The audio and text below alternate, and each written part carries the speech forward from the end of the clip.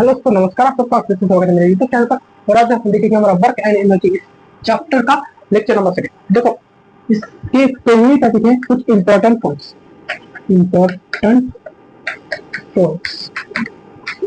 देखो, दो पहला पॉइंट क्या है हमारा? दो multiple forces act on object if then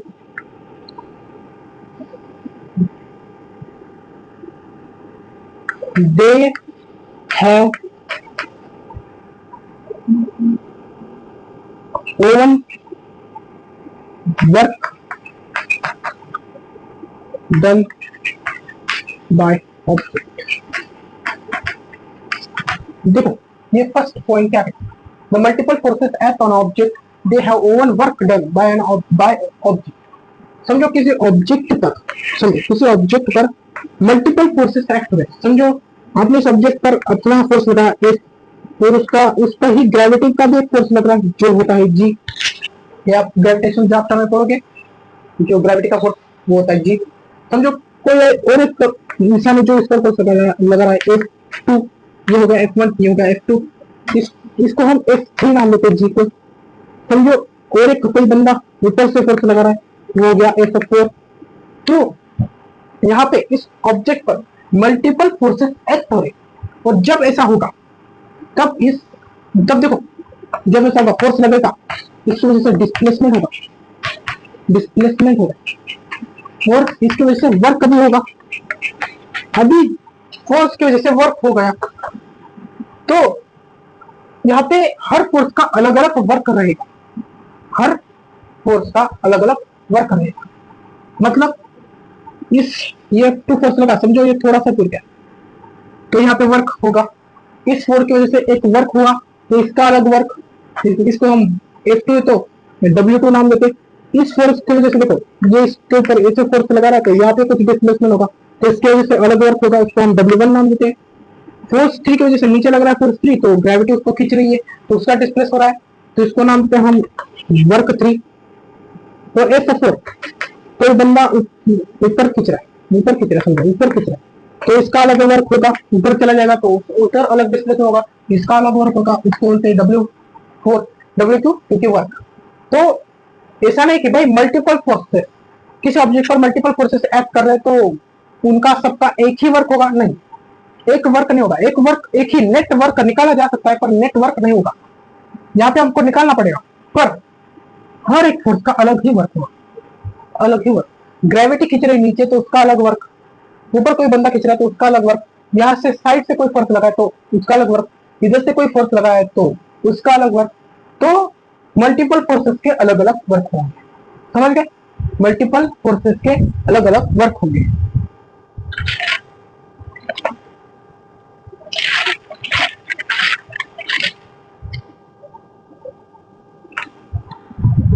समझिए, इसका F2 का अलग वर्क होगा, F4 का अलग, F3 का अलग, F1 का अलग, फोर्स अलग। एक बात आप ध्यान में रखो, देखो फोर्स अलग तो वर्क अलग, यही है फर्स्ट पॉइंट। फोर्स अलग तो वर्क अलग। यहाँ पे फोर्स अलग अलग है तो वर्क भी अलग अलग होंगे, समझ गए? हर फोर्स का एक नेटवर्क हो सकता है, वो निकालना पड़ेगा, पर ऐसा नहीं कि भाई नेटवर्क अपने आप निकल गया, वो तो हमको निकालना पड़ेगा, पर ये अलग अलग वर्क हो, समझ गए? अभी सेकेंड पॉइंट नेटवर्क पे ही है। देखो, दो network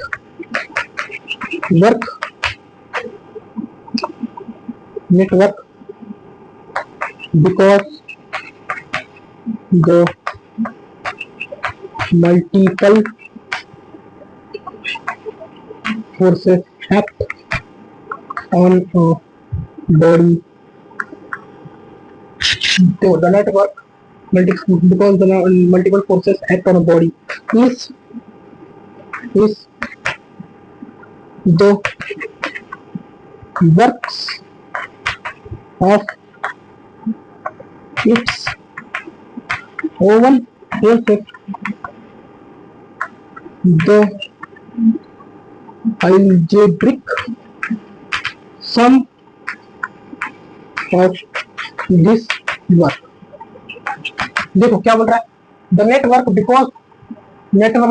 because the multiple forces act on a body is the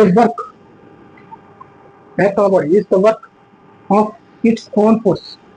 देखो यहाँ पे हम बात कर रहे सीधी सीधी कि भाई नेटवर्क कैसे निकाले, हमने तो पढ़ लिया फोर्स अलग तो वर्क अलग, तो कुछ तो एक स्पेसिफिक एक ही वैल्यू चाहिए होगी वर्क की, तो वो कैसे निकाले। तो यहाँ पे लास्ट लाइन यहाँ पे बहुत मैंने the algebraic sum of this works, उनका अल्जेब्रिक सम कर दो। मतलब समझो कोई ऑब्जेक्ट पर F1 फोर्स लग रहा है, F2 फोर्स लग रहा है, F3 फोर्स लग रहा है, तो उसकी वजह से W वर्क 1 हो रहा है, वर्क 2 हो रहा है, वर्क 3 हो रहा है। समझो वर्क 1 की वैल्यू आ गई -1, वर्क 2 की 2 जूल, मैंने आपको वर्क का यूनिट बताया था पिछले लेक्चर में, वर्क 3 की -3 जूल। तो देखो इनका अल्जेब्रिक सम करना, अल्जेब्रिक वर्ड आपको ज्यादा कंफ्यूज कर रहा होगा, तो आप डायरेक्ट सम कर दीजिए, -1 2 और -3। देखो -1 + 2 + -3, तो इसका आंसर आएगा -1 + 2 + -3, तो इसका आंसर आएगा देखो -1 -3 -4 + 2 हो गया -2, तो टोटल आंसर आ गया -2। तो इन फोर्सेस की वजह से ये तीनों वर्क अलग अलग वर्क निकल आते, उनका जो नेट वर्क निकल के आएगा वो हो गया -2 जूल।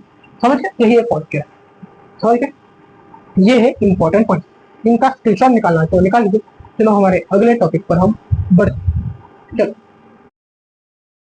देखो उसका हमारा नेक्स्ट टॉपिक है एनर्जी। अभी एनर्जी होती क्या है, हमने एनर्जी के बारे में बहुत सुना, एनर्जी आ गई, ऊर्जा जिसको बोलते हैं ऊर्जा। देखो मुझे बताओ, आप 4 दिन भूखे हो तो आप कुछ काम कर पाओगे? 4 दिन भूखे हो और आपको बोला आप पढ़ाई करो, 10 घंटा पढ़ाई करो, आप कर पाओगे? नहीं तो जान दो 3 घंटा पढ़ाई करो, कर पाओगे? या आप 4 दिन भूखे और बोला आपको कि एक 10 किलो की पोटी आपको 10 मीटर दूरी तक ले जानी, जिस जगह पर आप खड़े हो उससे 10 मीटर दूरी तक 10 किलो की थैली या कुछ भी 10 किलो की जो चीज आपको ले जानी, आप कर पाओगे? नहीं कर। क्यों?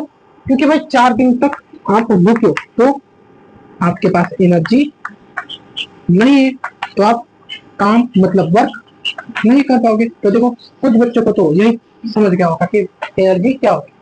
देखो the energy is capability to do work. देखो एनर्जी इज कैपेबिलिटी, क्या इसका मतलब होता है चाहिए या नेसेसरी टू डू वर्क। मतलब एनर्जी ये लगती है वर्क करने के लिए, या और इसकी डेफिनेशन दो, एनर्जी रिक्वायर्ड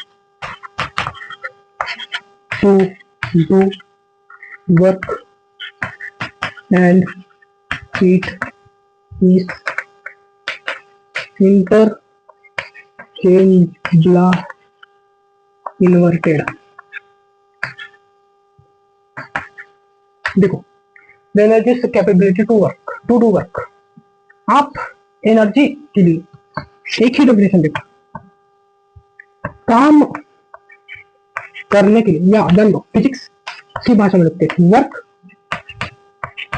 करने के लिए, वर्क करने के लिए जो चीज लगती है, जो चीज लगती है उसे एनर्जी कहते हैं, उसे एनर्जी कहते हैं, उसे एनर्जी कहते हैं। काम करने के लिए जो चीज लगती है उसे एनर्जी कहते हैं, इसलिए इसको बोला है the energy is capability to do work. Energy required है वर्क करने के लिए, energy is required to do work and is interchangeable inverted. Interchangeable inverted का मतलब है कि भाई एनर्जी और वर्क, देखो वर्क करने के लिए एनर्जी की जरूरत है, और जब एनर्जी होगी तभी वर्क होगा। क्या बोला मैंने? कुछ काम करना, कुछ वर्क करना पर एनर्जी नहीं, तो वर्क करने के लिए एनर्जी की जरूरत है। और समझो मेरे पास बहुत एनर्जी है, बहुत ही एनर्जी, मेरे पास एनर्जी है तो मैं वर्क कर पाऊंगा। तो इंटरचेंजेबल मतलब जहां जहां आपको एनर्जी दिखेगी वहां वहां आप वर्क देखोगे, जहां जहां आप वर्क देख रहे हो मतलब एनर्जी। कोई बंदा वर्क कर रहा है तो उसके पास एनर्जी है। किस बंदे के पास एनर्जी है तो उसके पास वो वर्क भी कर वो वर्क भी दिखा पाता है। अगर कोई बंदा वर्क कर रहा है तो उसके पास एनर्जी है, किस बंदे के पास एनर्जी है तो वो वर्क दिखा पा सकता है। समझ गए? समझ गए? इंटरचेंज रिप्लाई इन्वर्टेड का यही मतलब। और एनर्जी का मतलब क्या है? एनर्जी एक ऐसी चीज है जो काम करने के लिए लगती है, मतलब उसके बिना काम नहीं हो सकता, उसके बिना वर्क नहीं हो सकता। यही है एनर्जी। देखो, it is scalar quantity T, इसका ऐसा यूनिट क्या है? इसका भी जूल, सेम वर्क जैसा, इसलिए तो ये इंटरचेंज इन्वर्टेड है। इसका सीजीएस वही अर्ग, वही अर्ग। और इसके फॉर्म्स भी है, इसके फॉर्म जैसे हमारी सोलर है, तो सोलर एनर्जी क्या काम करती है? देखो यहाँ पे एनर्जी, तो सोलर एनर्जी क्या काम करती है? इलेक्ट्रिसिटी बनाती है। तो यहाँ पे काम, यहाँ पे देखो सोलर एनर्जी में एनर्जी है तो हमको काम दिख रहा है। काम क्या दिख रहा है? इलेक्ट्रिसिटी बनाना, हीट एनर्जी है। यहाँ पे भी एनर्जी, और इसका काम क्या दिख रहा है? हीट देना, या किसी चीज के अंदर हीट ट्रांसफर करना। समझ गए? और ऐसे बहुत सारी एनर्जी होती, न्यूक्लियर एनर्जी होती, बहुत सारी। समझ गए? ये होता है। तो फिर इसी के साथ इस वीडियो को मैं खत्म करता हूँ। मुझे अगले वीडियो पसंद आए तो लाइक कर दीजिए, चैनल को सब्सक्राइब कर दीजिए, इसका स्क्रीनशॉट कर निकल लीजिए। चलो चलता हूँ मैं, मिलते हैं अगले वीडियो में।